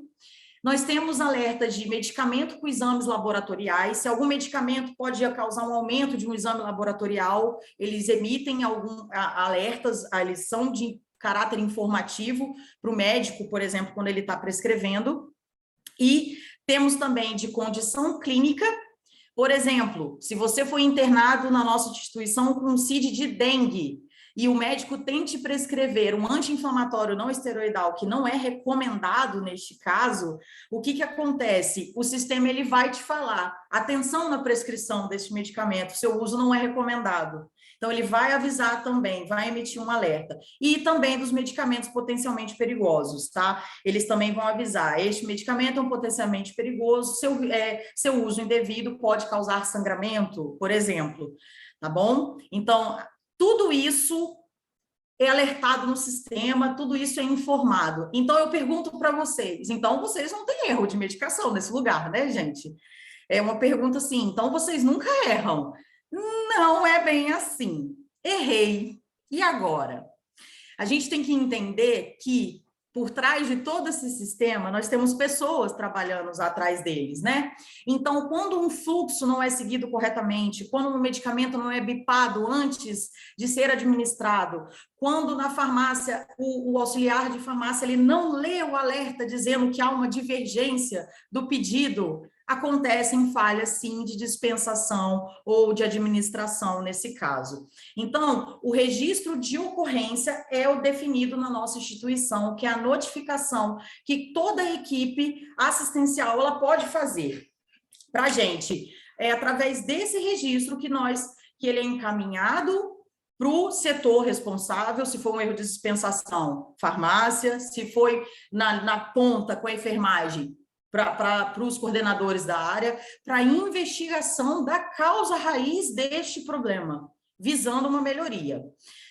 E quando houve um erro, o que vai acontecer com essa informação que a sua equipe errou? Aqui dentro da Unimed Sul Capixaba, nós temos o projeto do Disclosure, que é a comunicação de erros em saúde. Aqui nós trabalhamos dessa forma, porque a gente acredita que é um direito do paciente, ele ter informação sobre a sua condição clínica, sobre o seu tratamento proposto e o risco que ele está correndo aqui dentro desse hospital. Então, a gente também acredita que isso a gente gera uma qualidade na nossa assistência. Quando nós somos transparentes com esse paciente, a gente recupera a confiança dele. Muitas vezes, processos são gerados quando se percebe que houve uma falha na comunicação e aquilo tentou ser omitido. Então, aqui o processo de disclosure, ele acontece quando pode acontecer, quando ocorre uma falha. E para a equipe, as pessoas têm que entender que quando ocorre esse registro de ocorrência para notificar que houve uma falha, não é um caráter punitivo, é reflexão e aprendizado. Então, a gente vai fazendo o desenvolvimento de uma cultura de segurança desse paciente aqui dentro. Os erros, eles são notificados, eles vão ser analisados e novas soluções vão ser implementadas para evitar esse tipo de soluções, para evitar que os processos continue com falhas, para que eles não se repitam esses erros. Desafios. Custo elevado para o investimento em tecnologia. Sim, é um custo elevado, leva tempo e muito investimento para a gente ter isso tudo aqui dentro. Inclusive, o que acontece? Todos esses cadastros e alertas que eu informei que o sistema faz para a gente são alimentados pelos farmacêuticos, então você também demanda tempo da sua equipe para alimentar. Eu falo que é um sistema Frankenstein, a TI que o diga. A gente compra um sistema e vai tendo que adequar de acordo com cada setor. A farmácia quer uma coisa, a enfermagem quer uma coisa, os médicos querem uma coisa, e aí a gente tem que ir alimentando esse sistema do jeito que a gente quer. O hospital sem papel, houve muita resistência, gente, muita resistência, as pessoas eram muito apegadas ao papel. Então, você tem todo um processo que você tinha uma coisa para você analisar, para você criar uma prescrição, para a enfermagem checar, e não existe mais aquilo, não existe. Então, tudo é via sistema. Então, não é só você tirar o papel. A gente foi percebendo que para tirar o papel, muitos dos nossos processos e rotinas, a gente teve que fazer adequação para essa transição. Então, muitos processos foram mudados e tiveram que passar por ajuste para a gente conseguir isso. Conscientização sobre a busca das certificações. A gente tem que tentar conscientizar todos os colaboradores. Para que serve aquilo? É só mais um certificado. Não, aquilo é para melhorar o processo aqui dentro. Isso aqui é para melhorar a nossa qualidade de atendimento. Isso aqui é para melhorar a segurança desse paciente enquanto ele está internado aqui dentro. Isso é bom para o paciente, é bom para a gente também. Vai se tornando menos difícil às vezes, a situação por conta desse sistema. Treinamento de colaboradores. Se já é difícil treinar quando não tem sistema, imagina com o sistema. Tem muita gente que tem limitação com a tecnologia, tem dificuldade, então você tem que investir um tempo considerável para investir a sua equipe, os seus colaboradores, seja ele farmacêutico novo, seja ele médico novo, para ele entender o que o sistema oferece para ele nesses casos, seja para auxiliar de enfermagem que vai administrar esse medicamento lá na ponta. E em relação aos erros de medicação, um dos desafios que a gente ainda enfrenta muito aqui, a subnotificação. Ainda se tenta mostrar que não é caráter punitivo. É conscientização, é reflexão, é aprendizado. Então, um dos desafios que a gente também encontra em relação a erro de medicação é essa parte da subnotificação. Então, a gente acredita que o investimento de tecnologia ele é favorável, sim, ao profissional de saúde, e ele vai ter foco no paciente, na segurança desse paciente, enquanto ele está aqui na nossa instituição. E é isso. As pessoas, elas sempre têm medo da mudança, elas tinham medo da eletricidade quando foi inventada. Obrigada, viu, gente? Quero agradecer a presença de todo mundo aí e a paciência, tá bom? Bárbara, muito obrigada.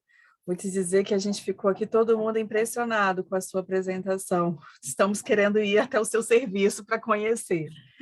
Só mandar e-mail para marcar visita técnica. Eu acho que você trouxe 2 pontos importantíssimos. A primeira é a questão da tecnologia, né? Se tem tecnologia, a gente precisa utilizá-la para evitar erros. Partindo do pressuposto que somos humanos, nós vamos errar, o computador, a ciência, a tecnologia está aí para poder minimizar essas questões. Muito bom saber, quando você falou dos alertas dos sistemas, quando a gente vai fazer análise de eventos adversos, a gente fica sempre pensando, cara, se tivesse um alerta nesse sistema, esse evento adverso não teria acontecido. Sim. Não é? E vocês já estão à frente fazendo isso. Uma outra coisa que eu achei importantíssima, o protagonismo do farmacêutico. Então, vocês fazem visita, vocês fazem orientação de alta. É importantíssimo a gente ver cada vez mais vocês nessa assistência. Vocês fazem uma diferença imensa e minimizam muitos eventos adversos. Então, parabéns pelo trabalho desenvolvido por vocês mesmos. Obrigada. E, assim, se tem farmacêuticos assistindo, se tem estudante de farmácia assistindo nossa palestra aqui, não desiste, porque até a gente mesmo, como profissional, a gente tem que criar a coragem de sair de dentro da farmácia e colocar a cara à vista para os outros profissionais também entenderem o que a gente é capaz de fazer por um paciente e agregar ali dentro, tá, gente? Então, assim, existe a resistência, existe, não foi fácil no início, mas a gente foi passinhos para conseguir. Uhum. E hoje a gente vê que eles veem a gente como uma equipe mesmo, tá? Integrada. Muito bom. Temos algumas dúvidas aqui no que eu vou aproveitar e fazer as minhas dúvidas. Uma coisa que você levantou, Bárbara, foi a questão do uso de rastreadores, né? E vocês utilizam, né, os trigger tools, medicamentos, né, como a prometazina. O IHI, ele propõe alguns marcadores, né, laboratoriais. Vocês fazem uso também desses marcadores? Não, por marcador laboratorial a gente ainda não utiliza. A gente tem outros trigger tools que a gente usa, outros medicamentos, mas em relação a marcadores ainda não. A gente está caminhando. Uhum. Nossa, já fazem muito. Não, exatamente por isso. A gente vai criando as rotinas que devem ser estabelecidas e quando vai ver a gente já está com um volume muito grande, mas a gente sempre pensa assim, que outro medicamento que a gente pode colocar para a gente procurar mais coisa a respeito disso, sabe? Então, a gente sempre está tentando incluir alguma coisa para trazer mais a busca ativa para o nosso lado, entendeu? Já que a subnotificação é um problema seríssimo. Pessoal, quem, né? Reblin, gostaria de falar? Eu queria me despedir, eu tenho uma agenda agora, mas dizer da minha satisfação, fiquei aqui acompanhando, parabenizar as colegas, dizer que eu acho que a gente aprendeu muito e, claro, né, a gente tem muita gente com vivência no tema, mas são experiências importantes, fabulosas, que eu acho que vão contribuir muito para a gente avançar nessa questão né, aqui no Estado do Espírito Santo. Então, obrigado pela oportunidade, parabéns para vocês, tá bom? Até uma próxima oportunidade. Um grande abraço. Muito obrigado, hein? Obrigada. Annelise, eu tenho uma dúvida que você colocou no início da sua apresentação, a questão de vocês terem elaborado um manual de diluição, que eu observo, principalmente para a equipe da enfermagem, muita dificuldade nesse aspecto, né? A diluição e até mesmo da interação medicamentosa. Como que vocês trabalharam isso com a equipe? Então, a gente fez, no primeiro momento, algumas capacitações, né? Então, no primeiro momento, a gente fez com antibióticos. Tudo começou a partir do manual de antibiótico, que era uma coisa muito urgente. Então, a gente, no primeiro momento, levou os enfermeiros, principalmente pensando que eles poderiam ser propagadores dessas informações, e fizemos, enfim, rodiziamento, tudo, e fizemos para esse primeiro grupo. Nesse segundo momento, que saiu o manual com todos os medicamentos, aí a equipe de educação continuada foi fazendo essas apresentações, né, apresentando o manual e entregando para as equipes para que ficasse à disposição para a utilização. Mas a gente precisa, mas a questão da diluição é uma coisa que, como a gente tem que pensar que tem turnover, é muito alto, né, a rotatividade de equipe, isso precisa ser feito com uma frequência considerável, né, então, é um manual que ele é interessante, ele tem uma tabela, né, tem informações, é um caderno, na realidade, né, e ele tem informações gerais, né, a respeito de tipo de dispositivo, questão de cuidados que precisam ser em relação à administração e tabelas, né, com essas informações. Mas é um material dinâmico, né? Na verdade, a gente entregou, inclusive, foi entregue o Excel, né, onde ele foi tabulado, né, foi construído, e o Word para poder realmente ser modificado. Então, não é um documento UFES, né? É um documento do hospital, né, para poder fazer, para que a gente possa, em conjunto, continuar alterando e acrescentando, retirando o que for necessário. Mas, no primeiro momento, sim, foram feitas capacitações para poder apresentar para a equipe o manual. A Ariana fez uma pergunta para você, Annelise. Qual o percentual de prescrições avaliadas pelos farmacêuticos antes da dispensação?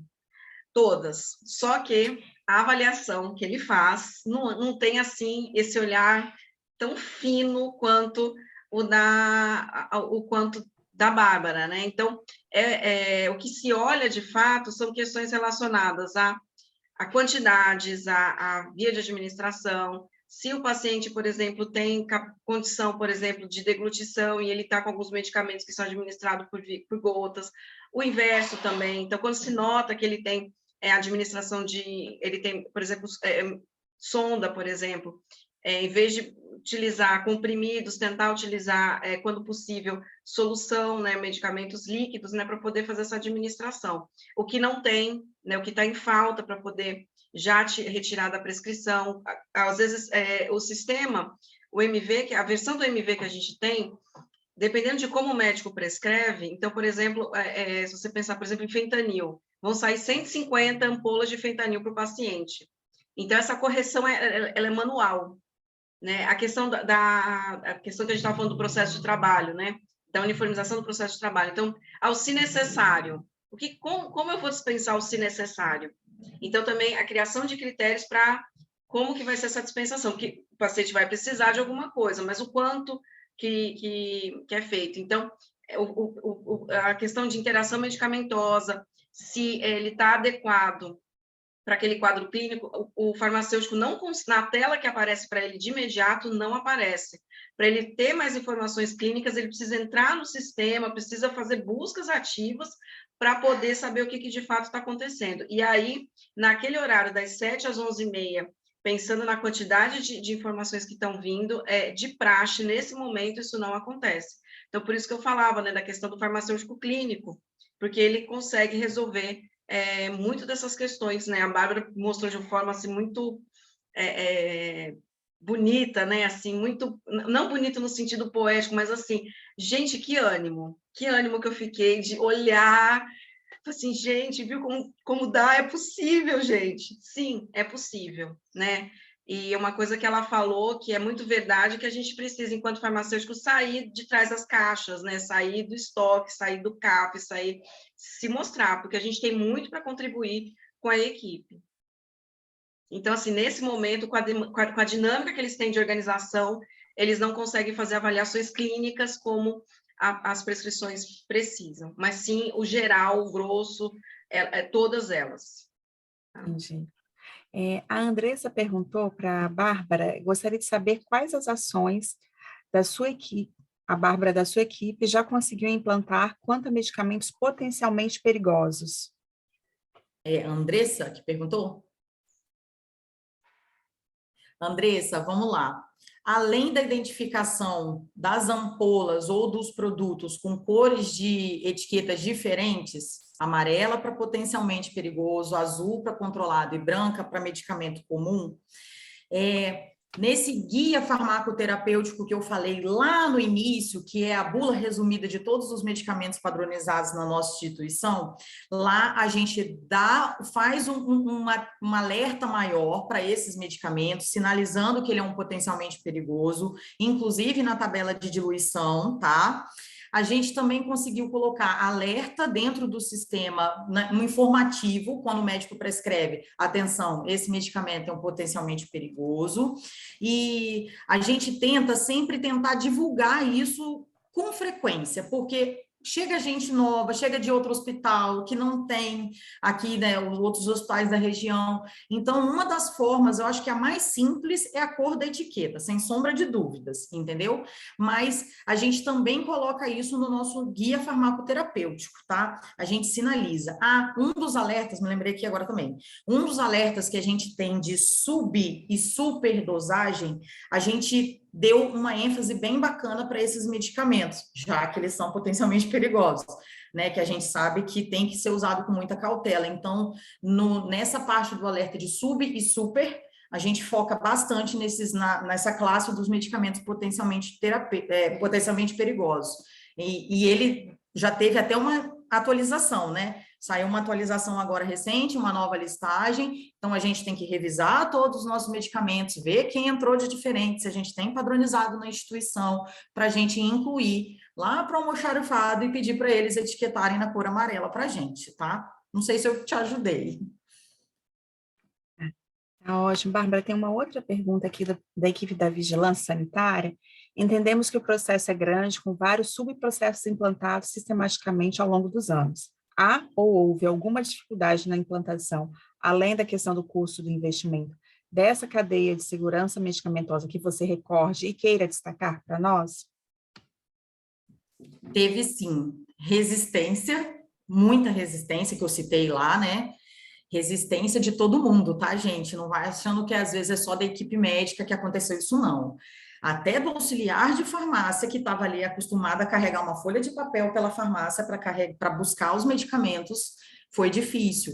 Uma coisa que a gente pode ressaltar, que eu acho que foi muito difícil, que foi a alteração dos processos, que a gente viu que precisava mudar processo, que as pessoas tiveram que se acostumar a um controle maior de liberação desses medicamentos, quando a gente foi implementando. Por exemplo, você foi fazer a dipirona no seu paciente lá no leito, caiu no chão, quebrou. Antes, seria prático.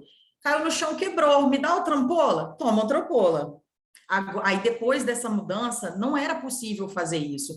Então, teria que ser criado um novo aprazamento no sistema, o enfermeiro só que poderia fazer a criação desse aprazamento. E por que teve que criar o aprazamento? Porque caiu no chão e quebrou. Então, assim, você começa a perceber que quando você dificulta o acesso ao medicamento de uma maneira, de como estava muito livre antes, você percebe que há uma resistência, não há um entendimento por que aquilo está sendo feito. Então, eu acho que essa parte de você ter o controle maior daquilo, da dispensação, incomoda bastante, tá? Ótimo. Pessoal da comissão, tem alguma dúvida, alguma questão? Tem, já colocaram aqui. Esse ranking informado na apresentação para a visita do profissional farmacêutico ao paciente também é mensurado pelo sistema informatizado? Ele é sim. A ideia da construção desse painel para a gente otimizar o nosso recurso de farmacêuticos, né? Ele foi baseado num artigo que fala exatamente sobre isso. Qual o seu critério de paciente? Você precisa visitar todo mundo? Entendeu? Porque às vezes não precisa, às vezes é uma coisa muito simples. Então, ele no sistema foi criado pela nossa TI. A gente definiu aqueles critérios que eu informei para vocês de medicamento IV, medicamento potencialmente perigoso, e eles conseguem puxar através da prescrição eletrônica, e aquilo vai sendo atualizado constantemente. Conforme as visitas vão sendo feitas, eles vão saindo do nosso painel. Conforme vai internando o paciente, vão se criando novas verificações e vendo quem vai ficando vermelho, verde ou azul. Então, a gente só consegue puxar essas informações por conta da prescrição eletrônica. A gente sinalizou quem é potencialmente perigoso. Insulina é potencialmente perigoso, enoxaparina é potencialmente perigoso. Nós fomos amarrando os itens para eles conseguirem fazer o cálculo desse painel. Então, foi a nossa TI, a gente levou a ideia para a nossa TI, através de um artigo que a gente leu, e aí a gente falou assim, vocês conseguem fazer isso para a gente? E eles, assim, com maestria, o painel funciona muito bem e ajuda muito a gente, tá? Foi desenvolvido ali nesse painel. Então, é tudo informatizado, puxa tudo do nosso sistema. Ótimo. Achei interessante o comentário aqui do Alex, que ele colocou, né? Ficou evidenciada a importância de todo o conjunto de profissionais para a garantia da segurança do paciente. Ninguém avança sozinho, todos são imprescindíveis. Eu acho que isso foi, assim, um resumo da fala de vocês dois, né? O quanto que é importante o fortalecimento da equipe para que a gente possa evitar esses danos. O Lucas aqui, né, parabenizando a todos e falando que gostou muito de saber dos avanços tecnológicos, que, né, que são uma ferramenta importantíssima para evitar os eventos adversos. Pessoal da comissão, alguém tem alguma dúvida, algum comentário? Tem. E, gente, primeiro para a Bárbara. Bárbara, eu achei fantástica a sua apresentação, né, porque apresentou muitas tecnologias que a gente não é acostumado a ver em todos os hospitais, né? Eu, como farmacêutica, fico com os olhinhos brilhando diante dessas tecnologias, né? E só queria ressaltar essa questão da priorização, né, da visita que vocês fazem, né? Que vocês fazem a categorização de risco dos pacientes, que isso pode ser também uma estratégia, né, a ser aplicada nos hospitais que não têm tantos recursos, né, não utilizando o sistema informatizado, né, que a gente sabe que é de alto custo, mas assim, o exemplo de criar estratégias, né, para priorizar pacientes, para conseguir, né, fazer essa visita e pelo menos começar a implementar, né, uma parte da farmácia clínica nos hospitais. Eu achei assim muito interessante, né? Obrigada pelo compartilhamento. E para a Ana Alice, você falou sempre, Ana Alice, que vocês reorganizaram o processo, né? Reorganizaram o processo de trabalho. Gostaria que você falasse um pouquinho. Foram implementações de rotinas que não existiam, tipo rotina de dispensação, rotina de... Isso. Por exemplo, a quantidade de medicamentos, por exemplo, que existiam dentro da farmácia central. Então, tinha itens, por exemplo, que tinha para um mês ali dentro. E a gente sabe que quanto mais tem, maior a chance da gente acabar dispensando também quantidades maiores. Então, a questão de mudar, né, a Bárbara falou bem isso, na questão da resistência, as pessoas não terem um controle de simplesmente ir lá pegar. Então, isso ainda está sendo um desafio, pensando que as coisas não vão... A gente vai ter, existem os produtos, né? Está tudo lá, mas que precisa de algum controle para poder sair, né? Então, essa é a questão.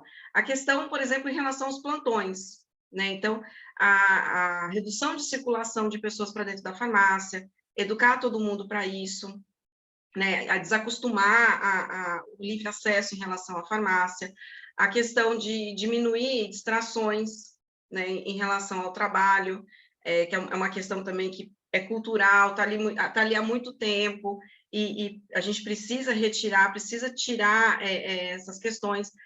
organizar o que é do farmacêutico, o que é o do técnico, mas a gente tem que garantir a flexibilidade na ausência deles. Isso também é uma questão muito difícil, né? E entre os turnos, a cooperação. Então, quando eu falava em fortalecer o espírito de equipe, é entender que está todo mundo dentro do mesmo lugar chamado farmácia do Roberto Silvares, e não apartados. Não é o plantão A, B, C e D e trabalham de modo independente. Não é isso. É uma coisa junta. Cada um trabalha num horário, mas todo mundo pensando numa questão comum. Então, esses são dos processos de trabalho que a gente precisa reorganizar. Não tem POPs para descrição de processos. A gente também precisa construir isso. Então, são dessas questões que assim, eu estou lembrando assim de rápido, né, para poder a gente falar em reorganizar o trabalho. Pensando que a gente vai mudar fisicamente a farmácia, agora é uma grande oportunidade que a gente está tendo para poder implementar essa mudança de cultura, né, mudança no processo, e também o CAF. Então, o CAF já não vai ficar mais disponível, ele fisicamente vai estar longe, ele vai estar a 2 quilômetros de distância. Então, vai requerer muita organização para poder garantir o suprimento. Então, ele vai funcionar de segunda a sexta, porque ele vai depender de um caminhão que trabalha em horário comercial, né, que os colaboradores trabalham em horário comercial para poder fazer esse suprimento. Então, a organização vai ter que ser muito maior, e as pessoas se acostumarem a ter uma quantidade máxima, né, não infinita, dos produtos ali dentro. Esclareci sua dúvida? Sim, obrigada pelo compartilhamento. Ótimo.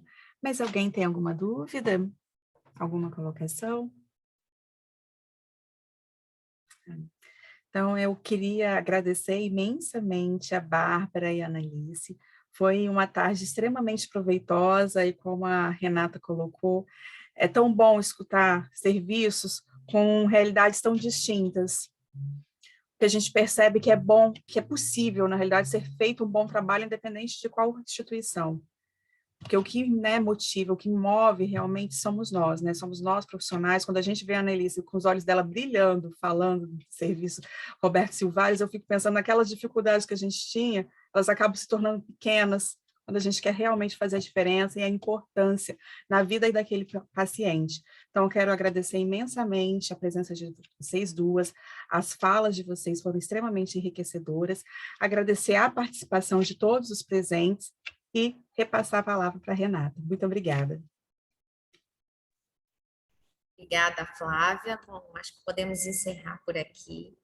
Agradecer mais uma vez, assim, não temos como agradecer o momento de hoje, como eu coloquei, nós colocamos aqui no nosso chat, foi um momento de aprendizado único, né? Como é possível, sim, nós vermos realidades tão distintas, mas ações tão importantes, né, de implantação, de implementação de processos de trabalho em prol da segurança do paciente. Muito obrigada, Analice, principalmente pela explanação dos dados, assim, ficou muito claro, ficou muito evidente a importância da intervenção, né, nos dados partilhados. Bárbara, muito obrigada por partilhar essa riqueza, né, de processos informatizados, né, como a Flávia bem colocou, brilhou os olhinhos, acho que de todo mundo aqui, foi nítido a gente ver os olhinhos brilhando, a gente ficava, meu Deus, meu sonho! Todas estamos com vontade, sim, de vivenciar, experienciar esse processo, né, até para visualizar e, né, eu digo enquanto vigilância sanitária, até levar sugestões ao serviço. Muitas vezes nós fazemos as inspeções sanitárias e o serviço, ele é ávido por mudança, mas ele requer experiências. Então, nada como momentos como esse para a gente partilhar experiências e levar, assim, a possibilidade de mudança a todos. Muito obrigada mais uma vez, obrigada às meninas da equipe, tá, por estarem aqui presentes desde o início, desde a organização do processo. Obrigada mais uma vez a Flávia por estar sempre junto com a gente. Obrigada também, vou fechar os agradecimentos aqui. A Nájila, né, a nossa coordenadora estadual da Comissão de Segurança do Paciente, infelizmente não pôde estar presente, mas como ela mesma mandou uma mensagem para a gente aí, ela está lá em Cólicas, eu tenho certeza que ela gostaria de estar aqui, mas houve uma outra situação, uma outra demanda para ela.